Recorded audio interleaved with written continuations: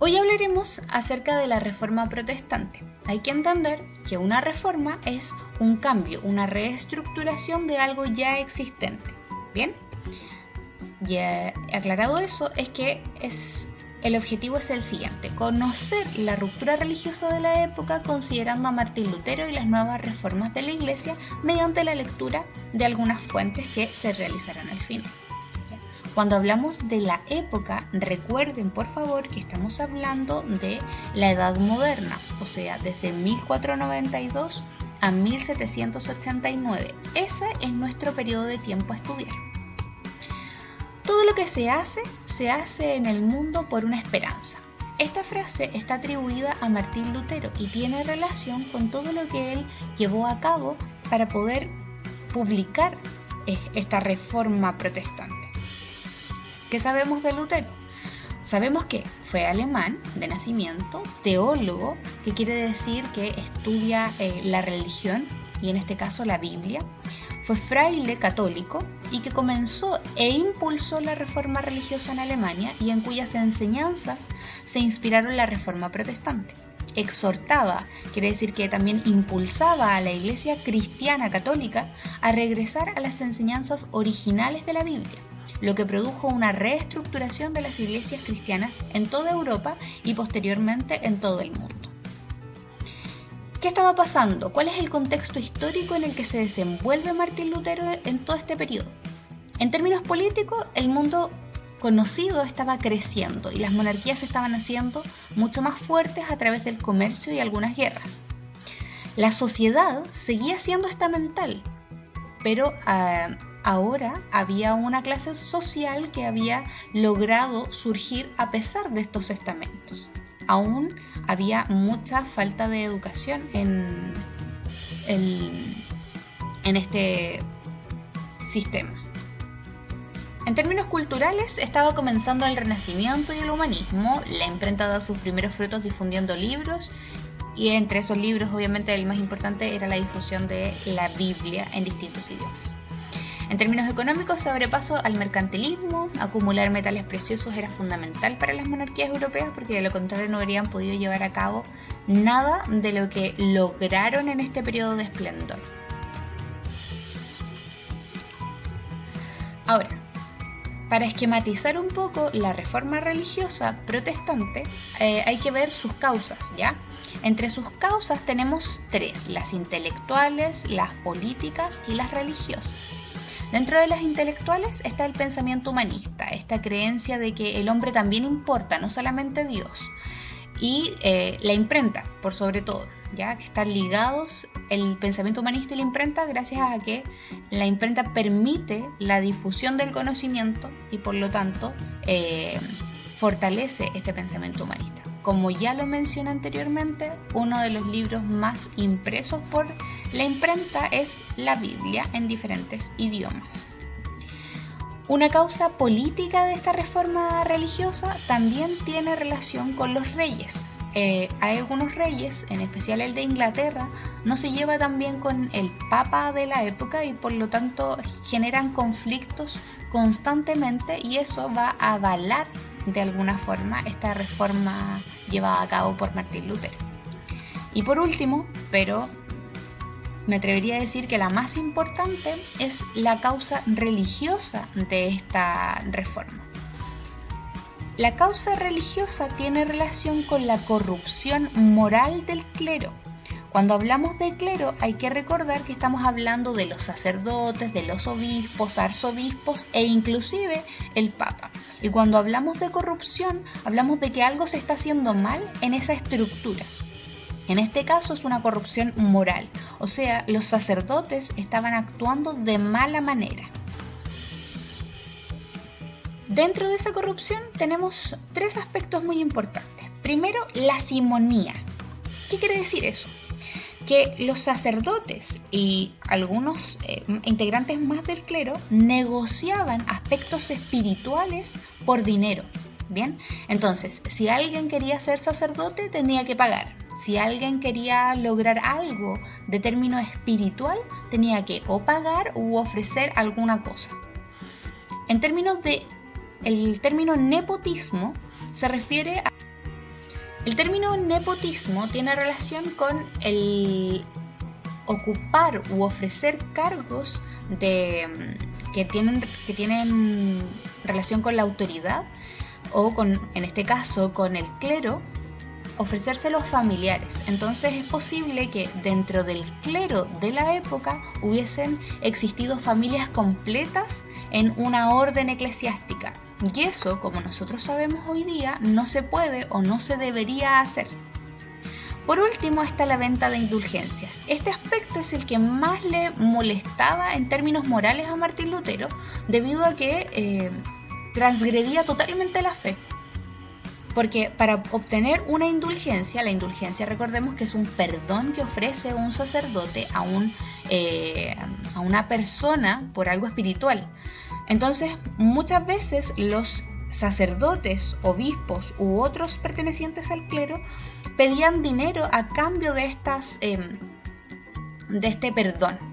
Es así, alguien en su lecho de muerte tenía la idea de que necesitaba irse al cielo y necesitaba ese perdón, entonces ¿qué hacía? Ofrecía todos sus bienes a la iglesia. Y así habían algunos sacerdotes que se hacían muy ricos y al final tenían mucho poder económico. Sumando todas esas causas, todo lo que le molestaba a Martín Lutero, él elabora una propuesta de reforma que se le llamaron 95 tesis. Bien, entonces aparece la reforma protestante como tal. Bien, volvemos a repasar sus causas: la simonía y el nepotismo, el enriquecimiento del alto clero, el relajo de la conducta del clero y este clero preocupado del poder terrenal y no del espiritual. O sea, se estaban preocupando mucho más por el dinero que por la misma calidad espiritual de cada persona de la comunidad a la que pertenecía. ¿Ya?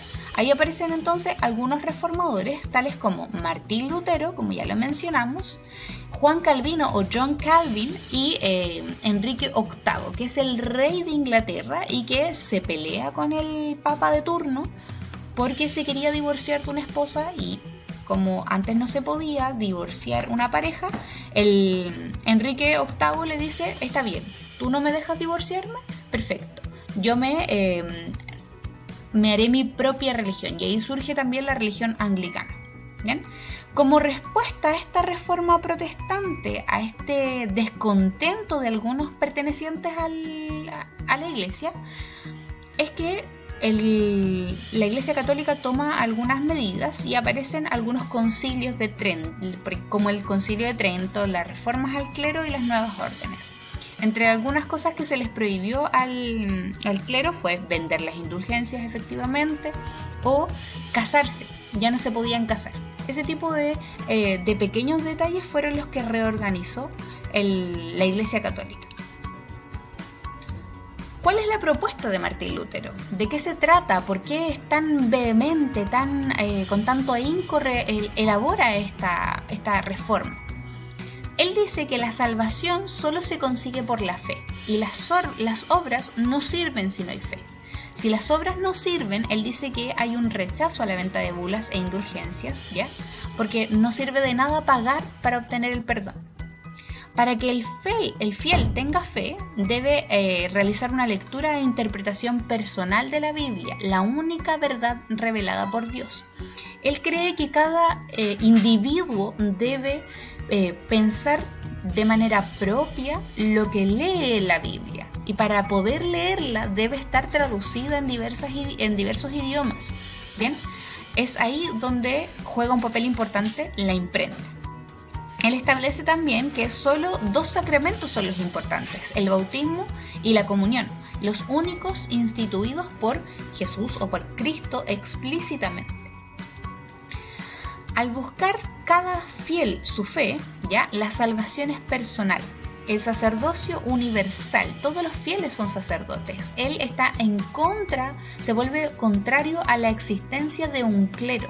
Él dice que no es necesario el clero para la salvación y que existen pastores que llevan a cabo una labor de orientación, pero que no son indispensables. Y por último, él dice, al ser la salvación personal, rechaza la intermediación la intermediación de la Virgen y reconoce la importancia de muchos de ellos en la fe. Bien, se considera que la actitud de la Iglesia es politeísta, o sea que tener tantos santos, tantas vírgenes, finalmente no responde a su característica más importante, que es el monoteísmo, o sea, creer en una sola figura religiosa o deidad. Y por último, establece el rechazo de las imágenes y decoración exagerada de los templos. Creía que los templos debían ser más simples, debían albergar de manera espiritual a las personas y no de manera material. Ahí, en ese punto, se contradice totalmente de lo que llevaba haciendo la Iglesia Católica, que estaba llena de lujos, que decoraban las iglesias de manera detallada, con metales preciosos, que le pagaban a los mejores artistas de la época para decorar sus iglesias. El caso de la Capilla Sixtina, decorada por Miguel Ángel Buonarroti, o la cantidad de estatuas religiosas que precisamente la Iglesia Católica pagó. Finalmente, en el siglo XVI, gracias a la reforma que plantea Lutero, es que se difunde por Europa la idea de que la religión católica no es la única que puede existir. Y tal como se ve en el mapa, es que podemos ver zona de dominio católico, sigue siendo mayoría, pero también vemos el calvinismo, el luteranismo y otras religiones, ya yéndonos un poco más al oriente, Rusia, el Imperio Turco, se basan en otras religiones que, si bien son monoteístas, pierden toda relación con lo que es la Iglesia Católica. Consecuencias de la Reforma Protestante. Volvamos al concepto de reforma. ¿Bien? Es reformar, la idea es darle una nueva forma. Y cuando se habla de protestante es que Martín Lutero se planta en forma de protesta ante la Iglesia Católica. Las podemos considerar en tres. Primero, la contrarreforma de la Iglesia Católica. ¿Qué quiere decir eso? La Iglesia se da cuenta de que hay algo que está mal y que los fieles lo notan. Por lo tanto, establece nuevas leyes y normas para sus fieles y su clero, que a ojos de muchos católicos y a ojos de los protestantes son insuficientes para poder darle credibilidad de nuevo a la Iglesia Católica. Aparecen diversas religiones, como ya lo vimos en el mapa anterior, el calvinismo, el anglicanismo, el luteranismo, y fomenta la educación y la alfabetización. Como una de las propuestas de Martín Lutero era que la fe debía involucrar al fiel y que éste debía leer e interpretar la Biblia desde su perspectiva, es que se fomenta el aprendizaje de la lectura y por lo tanto se facilita esto con que lleguen las Biblias en distintos idiomas y no solo en latín como lo hacía la Iglesia Católica. Bien, ahora, chicos y chicas, por favor, en una actividad que van a tener que realizar va un documento de trabajo, ¿cierto? Y este documento de trabajo tienen que completarlo con su libro Aptus, ¿bien? Y con el libro del ministerio que ustedes se llevaron. Dentro de estas actividades ustedes tienen que responder, ¿cierto? Conceptos claves de acuerdo a algunas afirmaciones y también deben leer algunas fuentes que son de las que al principio les hablé, ¿bien? Fuente A, B, C, D, que son visuales y escritas, y por último responder el ticket de salida, ¿bien? Dicho eso, por favor, chicos, cuiden su salud, ayuda si pueden y relájense.